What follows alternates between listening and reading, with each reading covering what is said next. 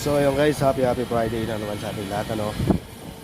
So ayun guys, ito naman yung pakita ko sa inyo yung tinatawag natin na gundula.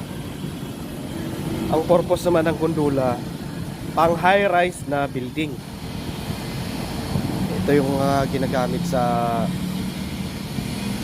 pagpipintura, paglinis ng salamin, o mag-i-install ng salamin. Ito yung guys, tinatawag natin na gundula. Ayan.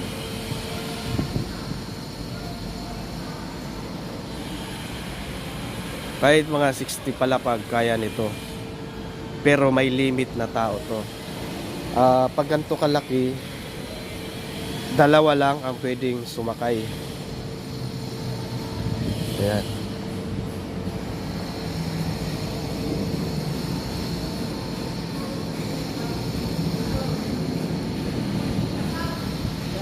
Ayan guys, yung gundula.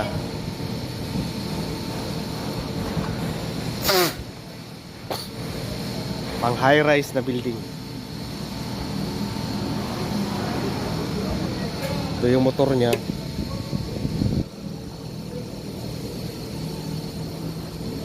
Then yung controller, push button, stop, start, up, down.